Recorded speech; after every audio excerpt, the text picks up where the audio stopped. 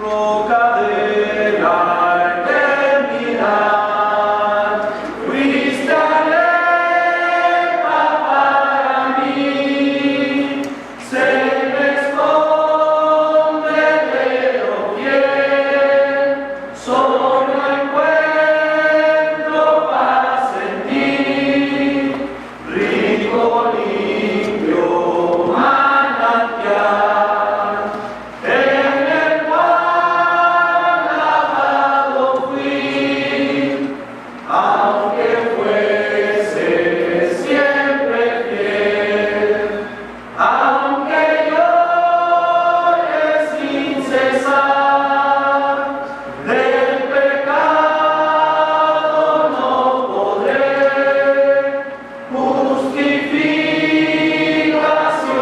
lograr, solo en ti teniendo fe, deuda tal podré pagar, mientras tenga que vivir, mi último suspiro al dar, cuando vaya a responder en tu justo tribunal, se me esconde de lo fiel, roca de la eternidad.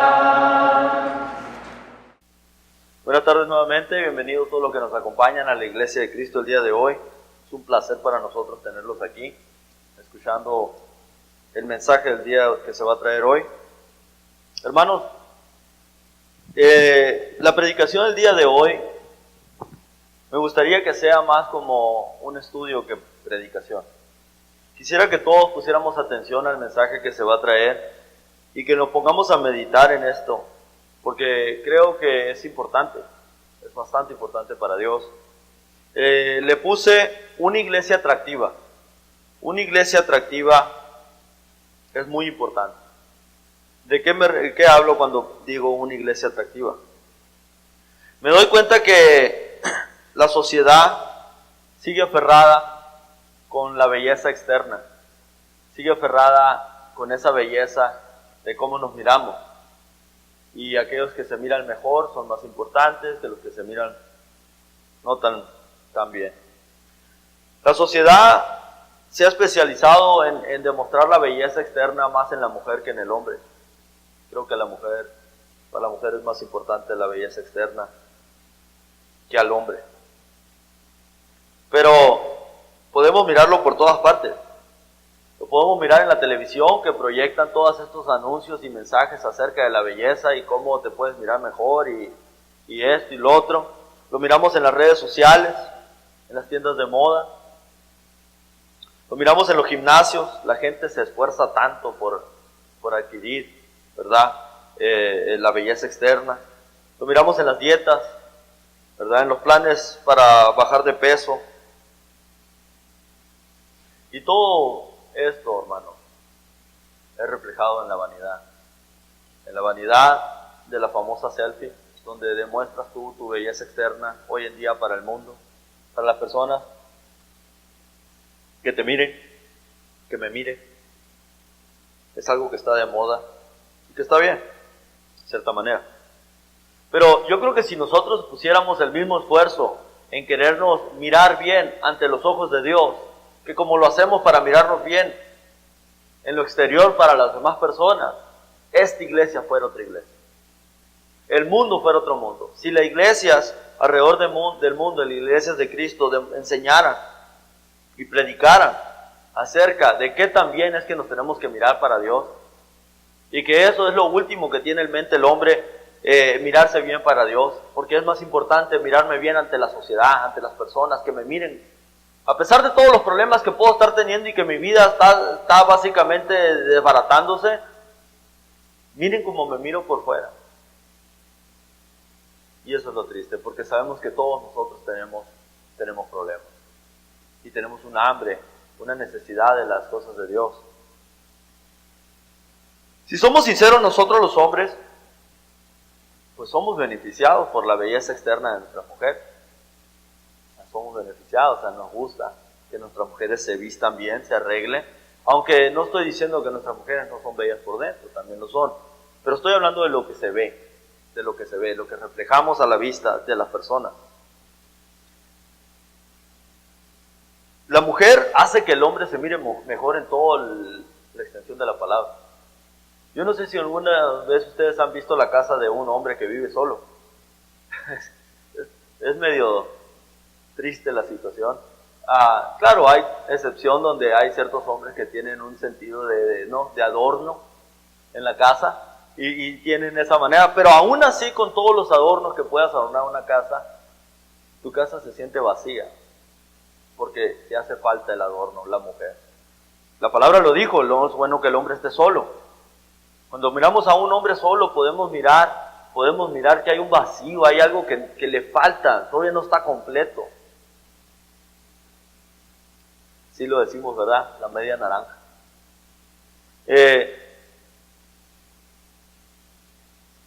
Pero como dije, la mujer hace ver mejor al hombre. Es por eso que nos hace falta. Todos nos hace falta la mujer. Pues así como al hombre le gusta que su esposa se mire bien por dentro y por fuera, Cristo no es la excepción. Cristo también espera lo mismo de su esposa. Cristo también quiere que reflejemos lo positivo allá afuera en el mundo. Cristo también está esperando que las personas están viéndonos. Ellos ven lo afuera, ellos todavía no nos conocen suficiente como para mirar cómo somos por dentro. Lo único que pueden ver es lo que está por fuera. Pero ¿cómo nos miramos? Y no estoy hablando de la vestimenta, no estoy hablando de la ropa. Estoy hablando de nuestro comportamiento.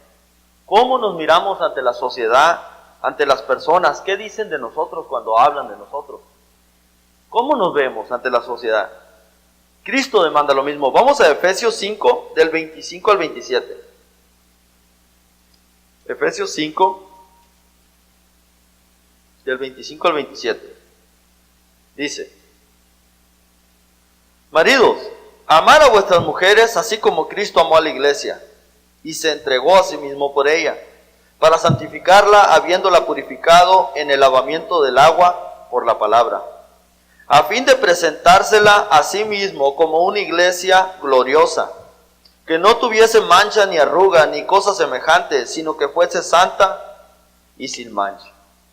Una iglesia santa y sin mancha, así se quería presentar él mismo a su esposa, a la iglesia.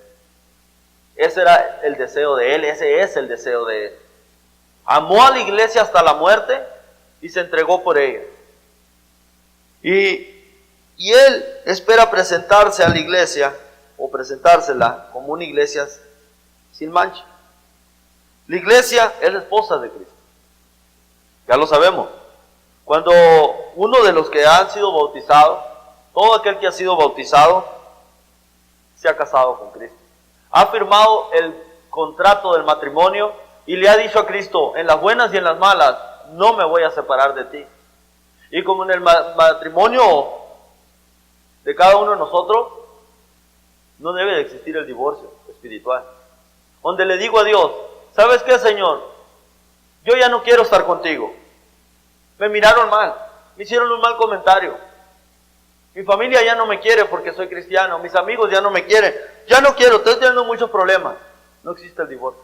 Así como no debe existir el divorcio en el matrimonio carnal. Solo por causa de la muerte. Y para Dios es lo mismo, porque si yo le digo a Dios que yo ya no quiero estar con Él y me voy al mundo, me voy al vicio, me voy a las drogas, me voy al alcohol, me voy a todo lo que me ofrece el mundo, me estoy divorciando de Cristo. Para Él he muerto. Y Él no va a estar sujeto a mí. Él es libre. Él puede seguir adelante y el que me muero soy yo. ¿Por qué? Porque me he divorciado, me he separado de Dios. A diferencia del cuerpo humano que va de caída, a diferencia del cuerpo humano, hermanos, el cuerpo cada día va envejeciendo y lo notamos por la edad, las arrugas, las manchas en la piel, dolores en el cuerpo, caída del pelo, pérdida de vista, pérdida del oído.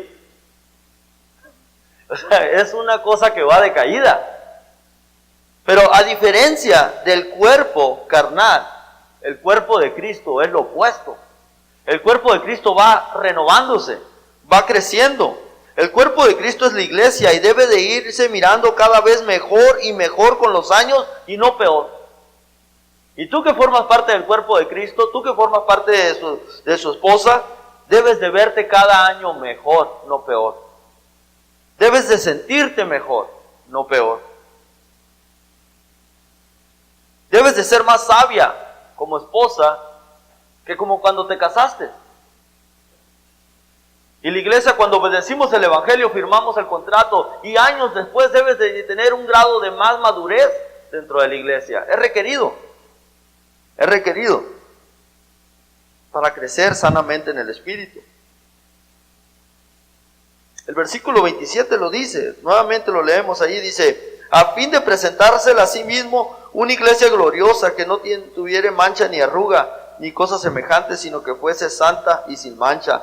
Un hermano o una hermana apartada del mundo, apartada de los vicios, apartada de lo que le está afectando allá afuera en el mundo. Apartado completamente. No compartes con lo que las personas comparten, no vives como los demás viven. Tú estás apartado para presentarte a Dios, para prepararte, para ir dejando todas estas cosas que son manchas en el alma de la persona. Manchas. Que las dejamos en el bautismo enterradas, pero nos hemos llenado de otras cosas. Nos hemos llenado de otras cosas. Y si no nos arrepentimos, ahí están. Ahí están, ahí siguen estando. Y pasan los años y siguen estando ahí. Y en vez de mirarte mejor, nos miramos peor. Si Cristo ya nos justificó de nuestros pecados en el bautismo, Dios demanda un comportamiento cristiano. Un comportamiento como debe de ser de cada uno de nosotros.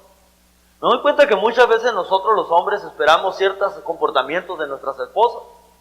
Y queremos que así sea. Pero qué curioso que nosotros, siendo la esposa de Cristo, yo no lo miro así. Sabiendo que yo soy la esposa de Cristo, estoy casado con Él, siendo parte de la iglesia, yo no me quiero comportar de cierta manera. Yo no quiero ser un ejemplo para mirarme bien ante la sociedad. Sigo teniendo los mismos errores que cuando entré. Sigo teniendo esos mismos tropiezos. Tu carácter y tu comportamiento debería de ser una demostración de una vida santa, una vida apartada a un mundo perdido y sin Dios en el mundo. Tu vida, tu carácter, tu comportamiento debe de ser un ejemplo, debe de ser una demostración de lo que debería de ser. Algo agradable, algo que seduce a la vista de otras personas, es decir, ¿cómo quisiera vivir como tú vives? ¿Cómo quisiera vivir como tú estás? Todos lo sabemos, vivir en Cristo nos ha traído a todos una paz. Hay veces que muchos de nosotros no la queremos. No queremos vivir en paz, queremos vivir en pleito. ¿Cómo lo sé? Por las decisiones que estamos tomando, por ser seducidos por el pecado. Queremos vivir una vida en pleito, pero la palabra de Dios nos enseña que es una vida en paz vivir con Él. Las personas no nos juzgan allá afuera, hermano, por lo que predicamos. Oh, no, ese no es el problema. Las personas nos juzgan por nuestro comportamiento, porque decimos y no hacemos. Así eran los fariseos, ¿se acuerdan? Cuando le dijo Jesús: no hagáis como ellos, que dicen y no hacen. Hagan todo lo que dicen. Hagan todo lo que dicen, pero hay que no ser como ellos. Las personas nos juzgan por nuestro comportamiento, porque muchas veces les damos de qué hablar. Muchas veces tienen razón. Muchas veces, qué bueno fuera que hablen sin razón. No tienen razón de hablar. Bueno, estoy sufriendo en el nombre de Cristo. Pero cuando tienen razón, eso es la tristeza. Jesucristo dio una serie de instrucciones o una serie de consejos a la iglesia para que sea una iglesia atractiva. Para que sea una iglesia atractiva ante la sociedad. Un ejemplo ante la sociedad. Vamos a ella, a Tito 2, del 1 al 10.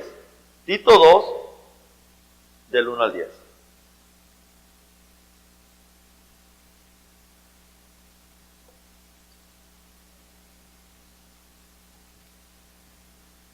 Bueno.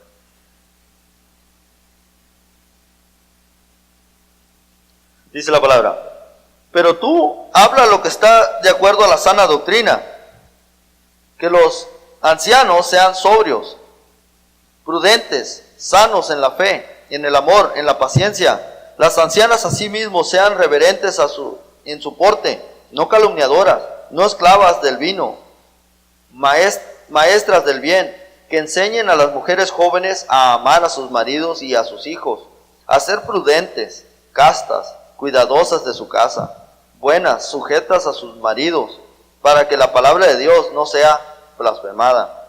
Exhorta asimismo a los jóvenes que sean prudentes, prestándote tú en todo como ejemplo de buenas obras, en la enseñanza, mostrando integridad y seriedad.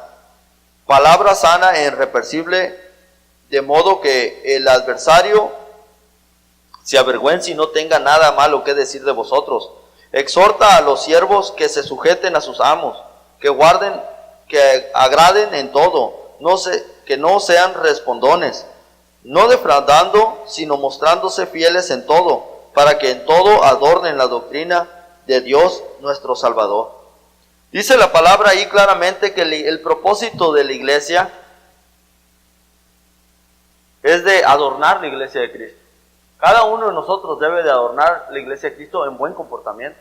Y le da instrucciones a todos dentro de la iglesia, excepto a los niños, porque los niños son de Dios. Él lo dijo, dejad a los niños que vengan a mí. Los niños son trabajo, responsabilidad de los padres, de enseñarle el camino de Dios.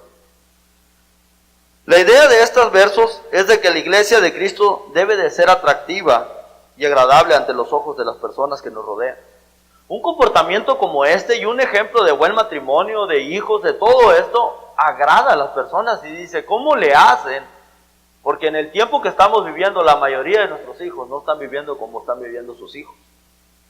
¿Cómo le hacen? O sea, debe de ser tan atractiva que te deben de preguntar. La palabra de Dios, hermanos, dentro de la iglesia, instruyó a 5 grupos de personas. Dice a los ancianos, a las ancianas, dice a las mujeres jóvenes, a los hombres jóvenes y a los siervos. Incluyó a todos, hasta cómo debemos de ser en el trabajo. Pero me puse a pensar en esta palabra de ancianos, porque pensé al principio estaba a lo mejor hablando de los ancianos y diáconos y todo eso, pero más antes habla en Timoteo de los ancianos. La palabra anciano, me puse a buscar qué es considerado un anciano y ojalá no se me van a ofender. Entonces buscar información acerca de qué es considerado en Estados Unidos un anciano. Un anciano es considerado después de los 50 años en Estados Unidos. Un joven es considerado después de los 13 a 50 años. Es un joven. Y puede ser que sea cierto. Hay veces que personas me preguntan, ¿qué edad tienes? Le digo, 38. Todavía estás bien joven. 38 no creo que sea joven. Joven se me hace los jóvenes allá. Pero así te dice. Y entonces no es considerado. Yo creo que 50 años todavía también es muy joven. Y mientras vamos cumpliendo más años, como que consideramos 60 más joven. Y así, ¿no? Pero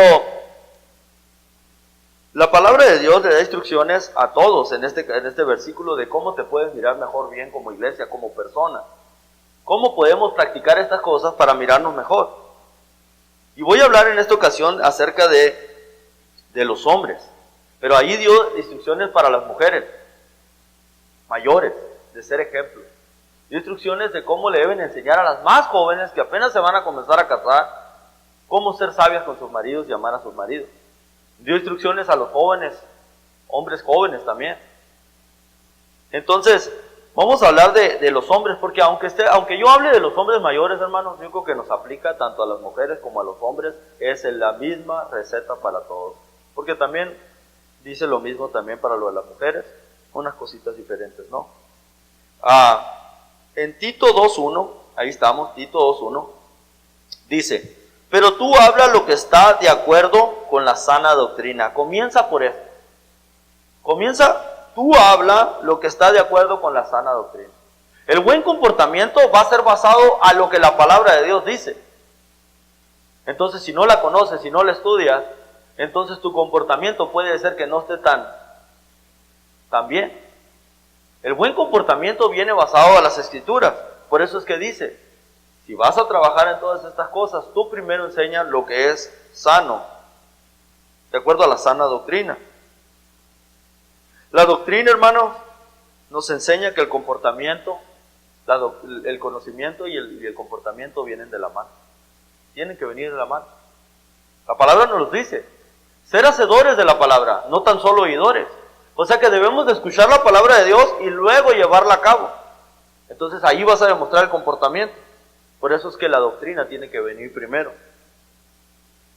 Ahí mismo en Tito 1:16, el versículo de arriba, Tito 1:16, dice la palabra: profesan conocer a Dios, pero con los hechos lo niegan, siendo abominables y rebeldes, reprobados en cuanto a toda buena obra. Hay quienes allá afuera profesan conocer a Dios, profesan ser religiosos, profesan que van a la iglesia, pero los hechos contradicen lo que dicen.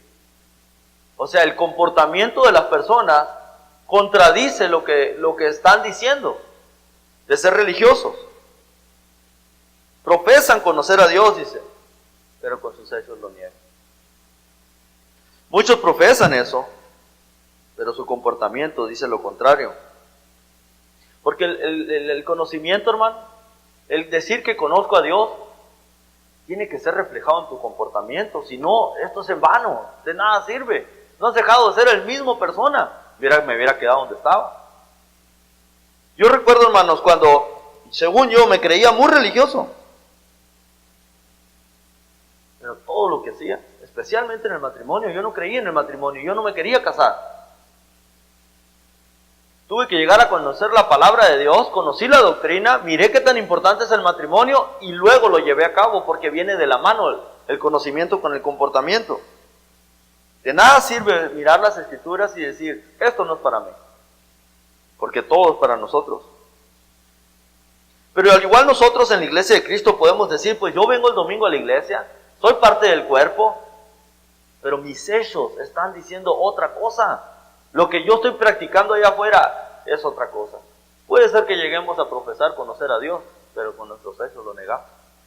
Por eso es que la palabra de Dios debemos de todo el tiempo estarla estudiando, razonándola, conociendo cuál es la voluntad de Dios en todos los aspectos de mi vida.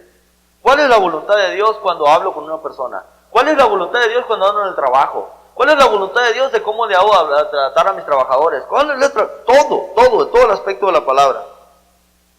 Solamente la palabra te va a decir qué hacer y cómo hacer. Los hombres mayores, hermanos, nos da unos ejemplos ahí estamos en Timoteo 2:2.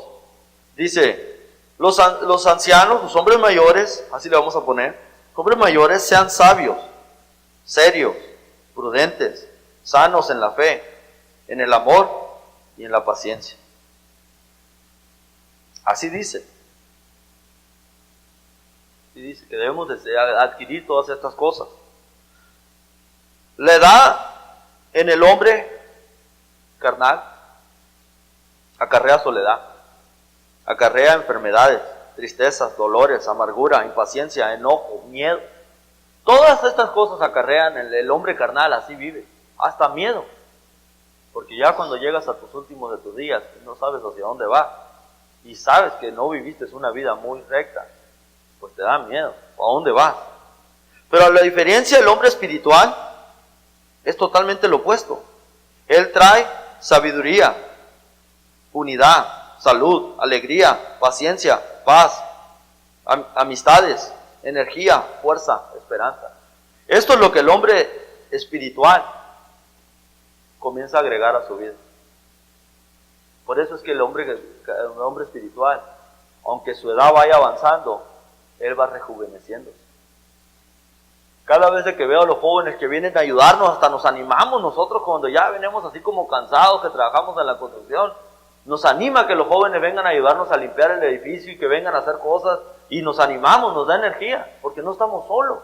Dios nos da una familia y nos animamos. Yo no sé si alguna vez ustedes han trabajado solos, pero es como que hasta flojera te da. Pero se te vienen las personas a ayudarte y vámonos a hacer un montón de trabajo.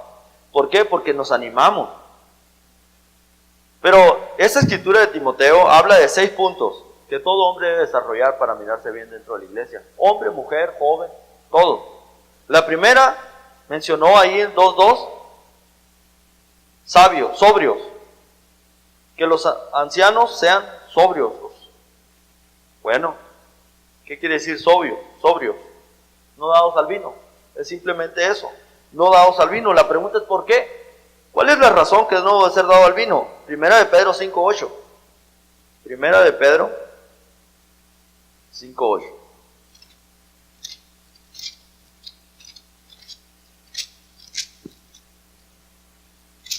Dice: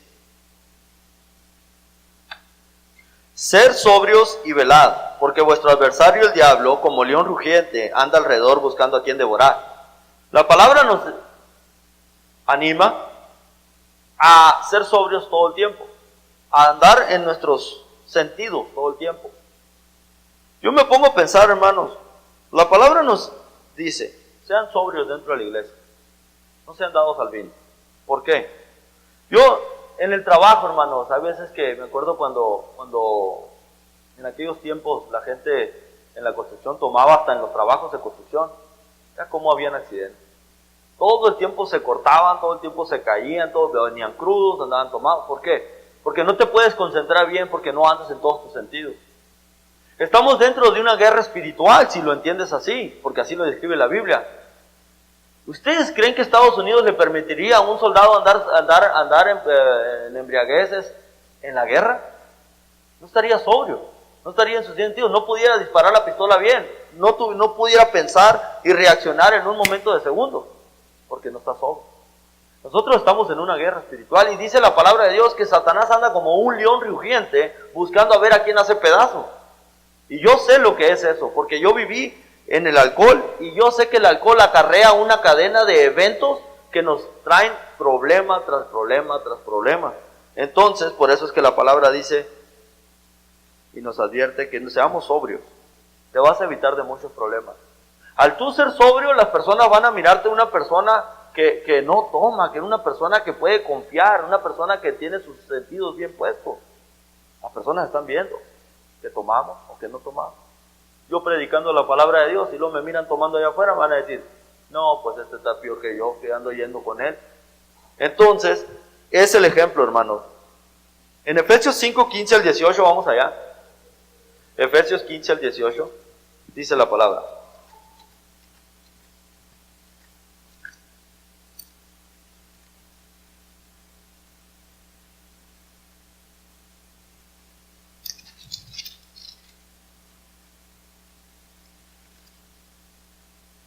Dice, mirad pues con diligencia cómo andéis, no como necios, sino como sabios, aprovechando bien el tiempo, porque los días son malos. Por tanto, no seáis insensatos, sino entendidos de cuál sea la voluntad del Señor. No os embriaguéis con vino, en el cual solo hay desilusión, antes bien ser llenos del Espíritu. No os embriaguéis con vino, dice, en lo cual hay desilusión. Yo no sé ustedes, hermanos, las peores tonterías que cometí en mi vida fue cuando anduve alcoholizado. Fue cuando tomaba alcohol. Las peores tonterías, las peores vergüenzas de mi vida es al otro día, después de levantarme con una cruda, de recordar lo que había hecho el día antes. Hay desilusión ahí. Y yo no sé ustedes, hermanos, si han comido alguna vez una comida que les haya caído mal. Básicamente te asqueas, ya no quieres más. Y sabes que me causó mucho problema. Una semana vomitando. Me cayó mal esta comida. Ese restaurante no vuelvo ahí porque te hizo un daño. El alcohol nos ha hecho tanto daño, no nomás a mí, a toda la humanidad, a todas las personas, pero aún así es uno de los vicios que es tan difícil deshacernos de él. Por eso es que la palabra nos dice, deja eso. La palabra también nos enseña en esa escritura de Tito 2:2, nos enseña que debemos de ser serios. Dentro de la iglesia deberemos de los hombres llegar a ser serios, las mujeres, lo que sea. En 1 Corintios 13:11, vamos allá, 1 Corintios 13:11. Dice la palabra. Cuando yo era niño, hablaba como niño, pensaba como niño, jugaba como niño, mas cuando ya fui hombre, dejé lo que era de niño. Usa esta escritura, hermanos, porque es cierto, cuando yo era niño, hablaba como niño, pensaba como niño, hablaba tontería. Era todo reír, era todo nomás, sin punto. ¿Por que era niño. Pero cuando llegué a ser hombre, dice, fui dejando todas estas cosas que eran de niño. Llegué a tener que comportarme más seriamente. Es necesario. Tengo un amigo, hermanos, que estábamos en la escuela. Este amigo todo el tiempo, todo lo que decía era risa. Todo el tiempo, pura carcajada lo que decía. Puro chiste, puro constante. No tenía una plática seria. Y cuando a veces que me siento, todavía hasta el día de hoy, a veces que quiero reírme y le hablo y nada nomás con hablarle. Pero cuando nos juntábamos, los amigos y yo, decía, a veces que hablaba algo en serio. Y nos reíamos. O sea, nomás de verle la cara nos reíamos porque es un payaso, o sea, todo el tiempo. Y le decíamos, oh, espérate, ¿estás en serio? O sea, y él se quedaba como, oye, estoy en serio. Es que no sabes cuándo tomarlo en serio. Porque todo el tiempo, pues, no puede tener una conversación como la gente. Entonces la palabra dice, sé serio. ¿Para qué? Para que las personas te tomen en cuenta. Serio en cuanto a predicar la palabra de Dios, porque es muy importante que las personas te pongan atención. Que acapare su atención, que te puedan oír, que te tomen en cuenta. Es muy importante. También la palabra de Dios ahí en Tito 2:2 dice que seamos prudentes. Prudentes, dice la palabra de Dios. La definición de prudentes, hermanos, dice así: capacidad de pensar ante una situación sobre los riesgos posibles que estos conllevan, y de acuerdo a adecuar o modificar la conducta para recibir o producir perjuicios innecesarios. La palabra prudente, hermanos, es de que básicamente tú tienes mucho cuidado en una conversación, porque no quieres traerte perjuicios innecesarios. Entonces tú adaptas tu conversación, lo que vas a decir, lo que vas a hacer, para no traer algo que no necesitas en este momento, problemas. En Proverbios 15:5 dice la palabra, Proverbios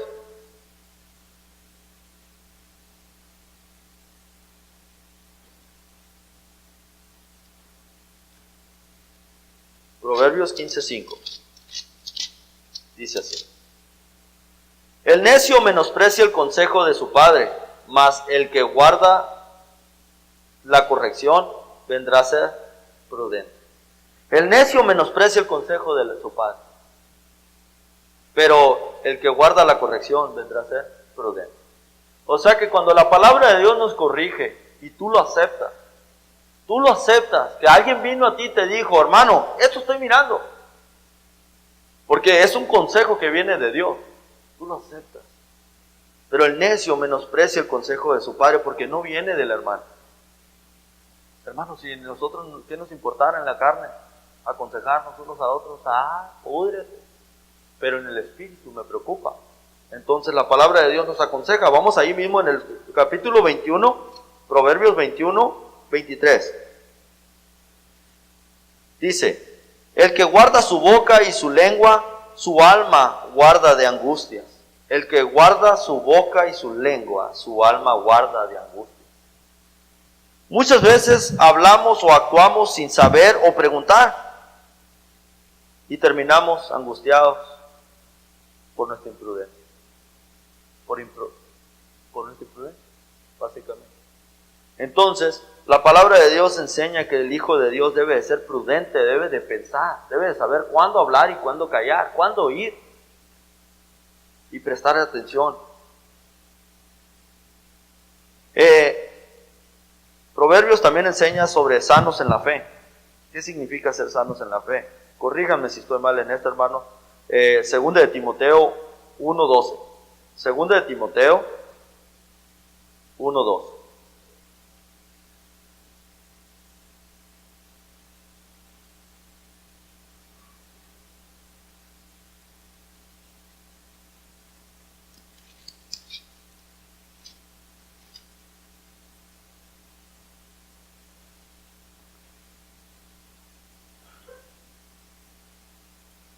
Dice, por lo cual asimismo padezco esto, no me avergüenzo, porque yo sé a quién he creído, y estoy seguro que es poderoso para guardar mi depósito en aquel día.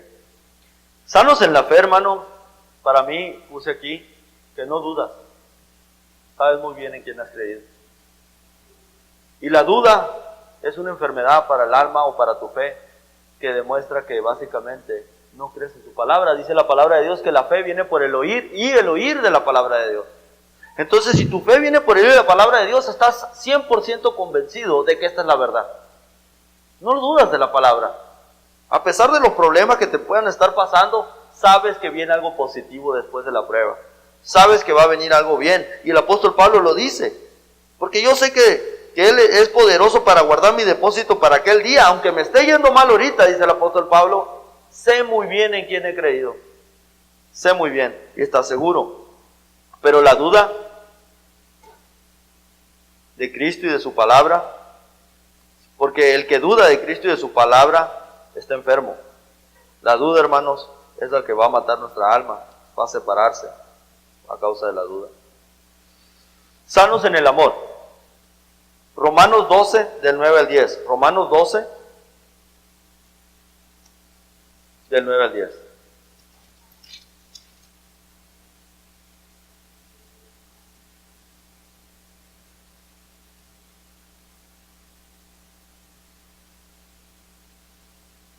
Dice, el amor sea sin fingimiento, aborrecer lo malo, seguir lo bueno.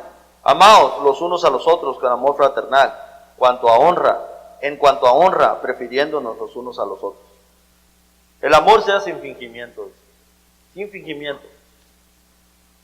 Entonces dice el amor sano. Para que el amor de hermano sea sin fingimiento, hermano,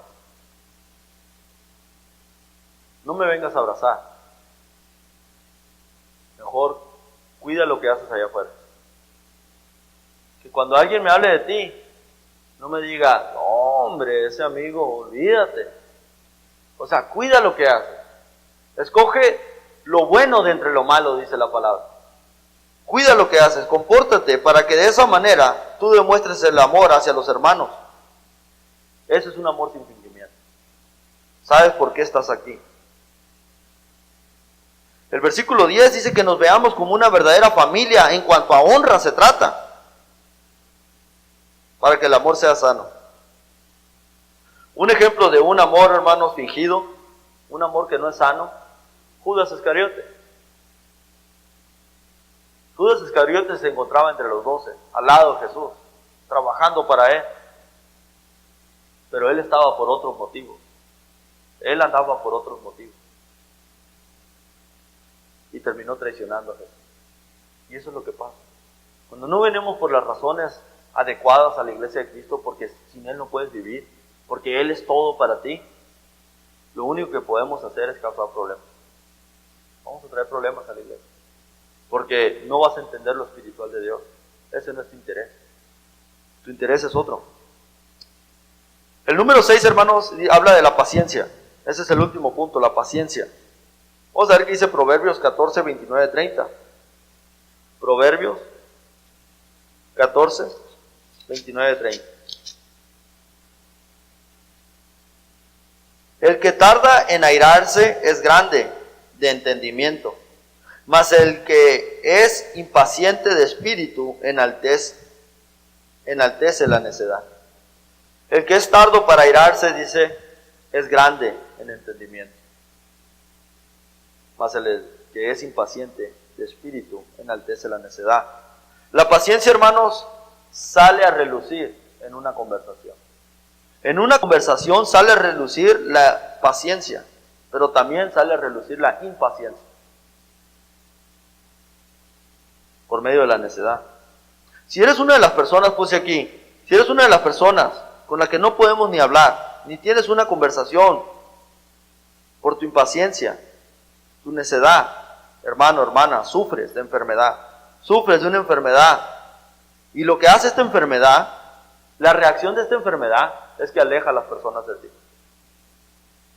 Porque no se puede hablar, porque no se puede platicar, porque no se puede llegar a un acuerdo. Sufres de impaciencia. Es una enfermedad grave, porque la iglesia debe de ir creciendo, debe de ir madurando. El hombre y la mujer mayor, dependiendo de los años que tiene en Cristo, debe irse viendo cada vez mejor. La impaciencia tiene que salir y la paciencia tiene que comenzar a crecer. El amor se debe de demostrar en eso. Vamos a ver qué dice Efesios 4, del 2 al 3. Efesios 4,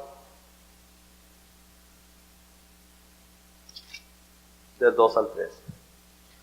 Con toda humildad y mansedumbre, soportaos con paciencia los unos a los otros en amor, solícitos en guardar la unidad del Espíritu en el vínculo de la paz. La paciencia, hermanos, nos ayudará a soportar las enfermedades y las flaquezas de otros. Me tienes que tener paciencia. O sea, la paciencia va a ayudarte a ti a tenerme paciencia a mí. O sea, eso es lo que hace la paciencia, a practicar la unidad. No tomando en cuenta tu enfermedad, sino que exhortándonos, dice la palabra. Ahora, esa no es una excusa para que yo diga, bueno, ¿sabes que tú me tienes que perdonar? No, todo tiene su límite. Dios tuvo su límite con el diluvio. Dios tuvo su límite y va a tener su límite con el mundo. La paciencia de Dios es tan grande que está esperando, pero va a tener su límite. Y de la misma manera, nosotros como personas también debemos de perdonar al hermano 70 veces 7. Amarnos con paciencia. Pero también yo debo de crecer por mi propia espiritualidad, por mi propia salud. Debo de salir y ir dejando esas manchas que afectan no nomás a mí, a otras, a terceras personas. Hermanos, termino con Tito 2.10. Tito 2.10. Dice la palabra: no defraudando, sino mostrándose fieles en todo, para que en todo adornen la doctrina de Dios nuestro Salvador. No defraudando, sino mostrándose fieles en todo, para que en todo adornemos la doctrina de Cristo. Siendo la esposa de Cristo debemos de adornar la doctrina de Cristo. Las personas deben de voltear y decir, qué iglesia tan bonita, qué iglesia tan bonita. Y eso sería la diferencia. Siendo que nosotros somos la iglesia de Cristo, su esposa es la que debe de andar a adornar la doctrina, con el propósito de que la iglesia sea atractiva a las demás personas que nos rodean. La enseñanza de la sana doctrina tiene que venir, hermano, junto con el comportamiento. No te puedes olvidar de él. No te puedes olvidar de que el comportamiento, hermanos, todas estas cosas que son la sobriedad, ser serios, prudentes, pacientes, practicar el amor, la sana doctrina, no vienen de milagro. No porque estemos en la iglesia solo van a pasar. Tienes que hacer una lista y acordarte, ¿sabes qué? ¿Qué soy yo aquí? Yo soy impaciente, yo soy yo soy el otro. Entonces tengo que trabajar en esto. Porque pasan los años y sigo teniendo el mismo problema. Sigo teniendo la misma situación. Cada uno sabe lo que tiene, cada uno sabe cómo es dentro de él mismo. Y sabemos que estamos mal, pero no hacemos nada para corregir. Entonces, hermanos, esta predicación es para motivarlos a que, siendo la iglesia de Cristo, nos pongamos a reflejar en que las personas quieren ver, ya no quieren oír, quieren ver. Y muchas veces están viendo lo que no deben de ver en nosotros por causa de nosotros mismos. Entonces, si hay alguien aquí, hermano, que entiende este mensaje, llévelo a cabo. Póngase a pensar en lo que es y en lo que no es. Hay gente que puede tener ya dentro de la iglesia mucho más cosas buenas. Pueden ser ya muy pacientes, pero no son otras cosas. Tenemos que trabajar en esas cosas. Hermano, eso es todo lo que Dios me dio. Si hay alguien aquí que ya sabe lo que es el Evangelio, aquí hay agua. Nada les impide que sean bautizados y recibirán el don del Espíritu Santo y podrán ser parte de la iglesia, el cuerpo. Pase al frente mientras entonamos el canto de invitación.